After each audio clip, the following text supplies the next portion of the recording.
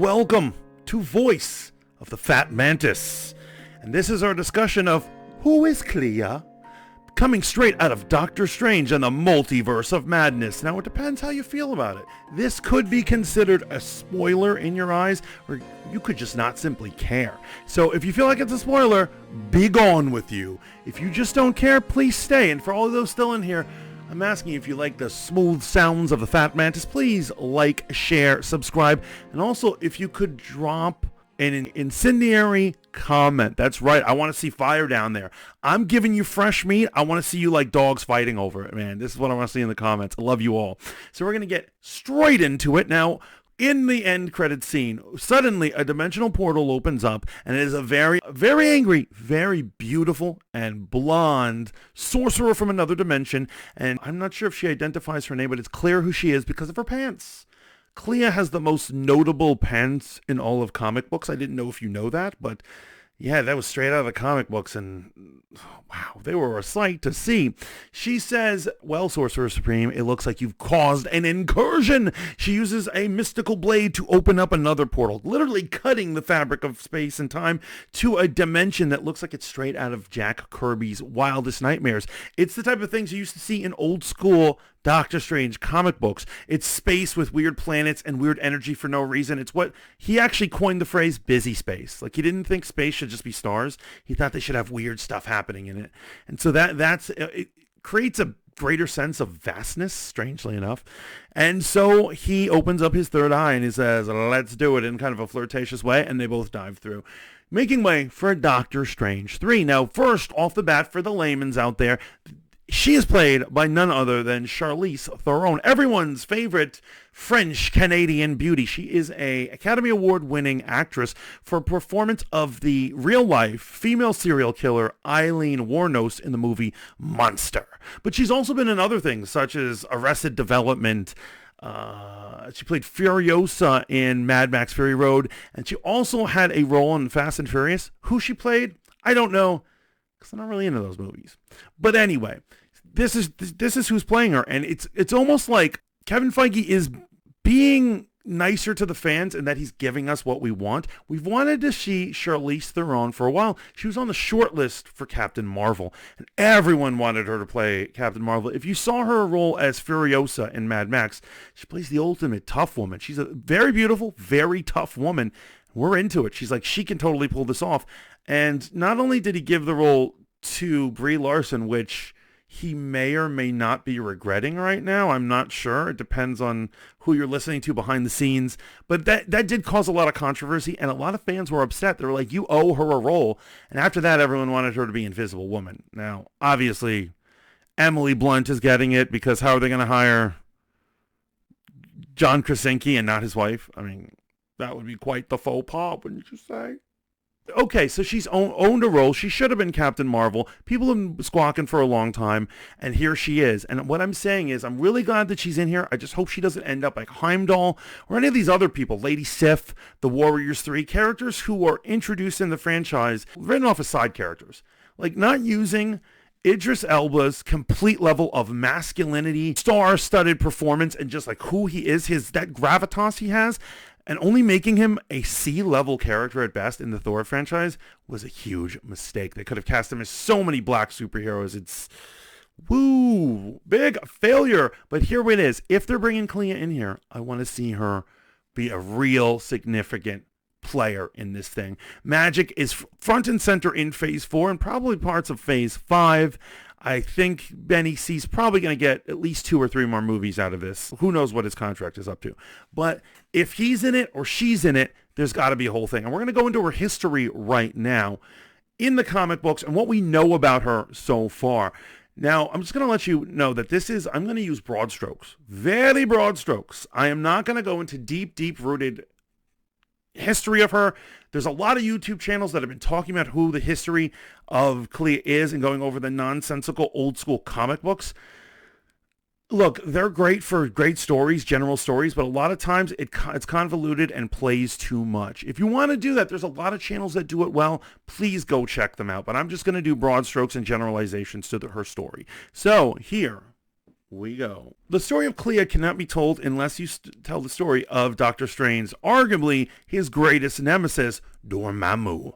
Dormammu and his sister, Umar, not to be confused with Kumar from the legendary White Castle trilogy.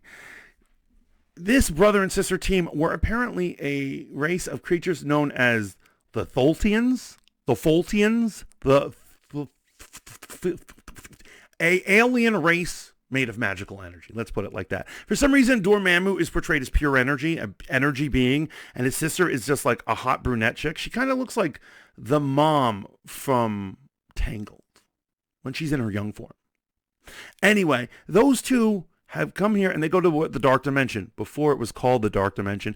The thing known as the Dark Dimension, the place where Dormammu hid out in Doctor Strange 1, was originally a normal parallel world. It was populated by humans and Earth and had normal planets and was just doing its thing when it gets conquered by these magical dream team of siblings. They take over it and he corrupts it. Dormammu becomes the ultimate king, taking all the power for himself, not sharing it with his sister, and he overthrows the king of Earth at that time. He gets overthrown and he's thrown down a well or whatever.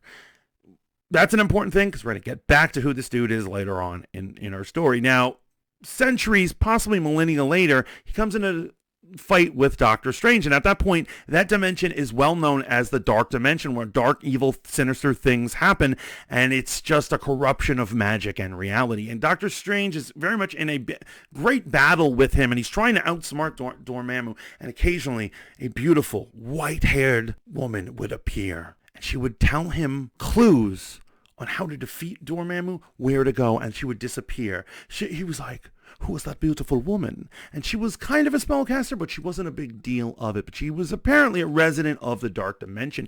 And Doctor Strange clearly had an early crush on her. As in early comics, she is absolutely the damsel in distress character. As a matter of fact, at the end of his epic war with Dormammu, he actually, one of the stipulations is you stop harassing the white-haired woman. But we're not there yet. In order to stop her from giving out more clues to how to defeat him, Dormammu banishes her into another dimension, and Doctor Strange has to go rescue her. After he rescues her and he wins, they've overthrown Dormammu. He says, Dormammu, let these people go. Let's have peace, and please stop bothering this beautiful white-haired goddess.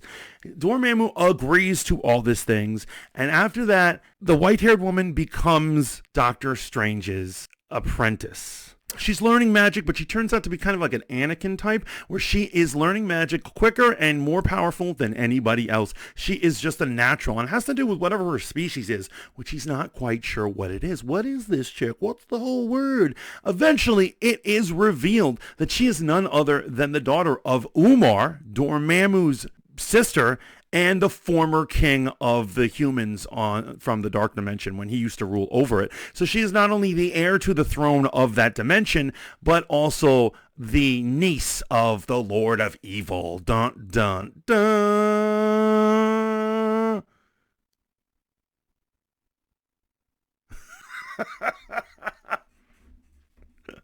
It doesn't matter. He loves her. He teaches her. It turns out that she is half Fultian, whatever. So, and that's why she's basically a half demon, and she's able to do all these wonderful things. Finally, later on in the story, the two would end up marrying. Yeah, they would actually end up getting married, and so she is actually Clea Strange, or at least she's destined to be. She ends up having to leave him and becomes the equivalent to the Sorcerer Supreme of that dimension, and she ends up overthrowing her mother, who took over the throne. She defeats her mother, who is actually a DL evildoer as well, and she has to rule the Dark Dimension without Dormammu. And those are the major broad strokes of it. And currently in comic canon, I actually believe they've turned her into the Sorcerer Supreme while Doctor Strange himself is dead. He's one of those comic book deaths that we've heard so much about. So what can we dissect from this little tale right here? Obviously, she is the ultimate love interest of Doctor Strange, and I actually like that. I think Clarice Theron and Benny C look like they're going to really make a wonderful couple. Like, I think it's totally awesome. I'm into it.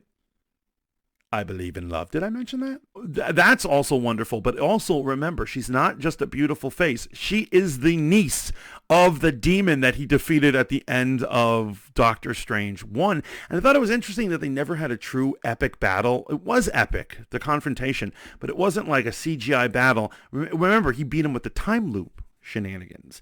And so obviously that's a warm-up for the fight they're going to have in Doctor Strange 3. I love it, and I can't wait to see it. I am ultimately hoping for ultimate levels of Jack Kirby style Doctor Strange madness, interdimensional quasi madness. And let me tell you, this latest chapter already started down that road. Possessing one's own corpse and then creating a cloak made of angry, restless spirits trying to chase you out of that corpse is amazing. That is pure magic stuff. I love it. That is ultimately Clea. The ultimate love for Doctor Strange. It's going to be a conflicting, dramatic situation because after all, comic books are really just soap operas with superpowers. But that's all the Fat Mantis has to say about Clea. I'm just happy that we've got Clarice Theron up in here. What do you guys think of Clea? What do you think about this whole thing? Please let me know down in the comments.